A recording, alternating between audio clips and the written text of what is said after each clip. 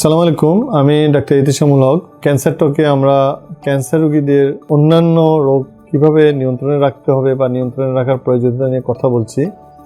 আমরা জানি আমাদের এই সমাজে একটা বিরাট অংশ মানসিক রোগে ভোগেন। এই মানসিক রোগীদের মধ্যে অনেক সময় ক্যান্সার রোগটা দেখা যেতে পারে বা ক্যান্সার রোগটা হতে পারে। আল্লাহ না করুক, কার যদি এরকম হয়ে যায় যে তার মানসিক রোগ আছে, সাথে সাথে তার ক্যান্সারও আক্রান্ত হয়ে গিয়েছে, তাহলে আসলে আমাদের করণীয়টা কী? এক্ষেত্রে আমাদের আসলে কম্প্রোমাইজ করার কোনো উপায় নাই।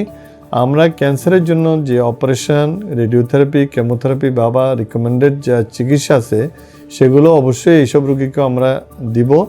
পাশাপাশি তার মানসিক রোগের যে চিকিৎসা, এটা কিন্তু বন্ধ করা যাবে না। আমরা অনেক সময় ভুল করে যখন ক্যান্সারের কেমোথেরাপি বা অন্যান্য ওষুধ চলে, তখন মানসিক রোগের জন্য সে নিয়মিত যে চিকিৎসা পেত, এগুলো অনেক সময় ভুলে বন্ধ করে দিই। এটা বন্ধ করলে হয় কি, তার মানসিক রোগটা অনেক বেশি বেড়ে যায়। ক্যান্সারের জন্যই এমনি একটা মানসিক রোগ সৃষ্টি হয়, তার মধ্যে যারা অরিজিনালি মানসিক রোগী তাদের কিন্তু এটা অ্যাডেড হয়ে যায়। সুতরাং আমরা ক্যান্সার আক্রান্ত কোনো রোগীর যদি মানসিক সমস্যা থাকে, এটা অনকোলজিস্টদের কাছে শুরুতেই বলে দিব।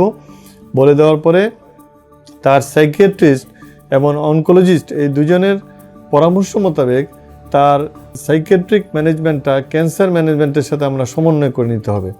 আমরা খেয়াল রাখব যে তাকে আমরা যেন এই অসুখের সাথে মানসিকভাবে কোনোভাবেই আঘাত না করি।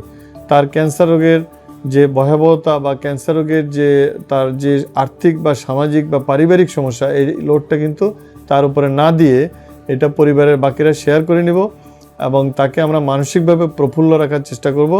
তার ক্যান্সারের চিকিৎসাটা সাথে তার মানসিক রোগের চিকিৎসাটা সমন্বিতভাবে আমরা চালিয়ে নিব। এইভাবে যদি করা যায় তাহলে হবে কি, তার একসময় ক্যান্সার ভালো হয়ে যাবে, আর মানসিক রোগের চিকিৎসা তো সারা জীবনেই তাকে নিতে হচ্ছে বা নিতে হবে, সেটাও সে নিতে থাকবে এবং সে ক্যান্সার বিজয়ী বা ক্যান্সার সার্ভাইভার হিসেবে কিন্তু একটা ভালো জীবনযাপন করতে পারবে।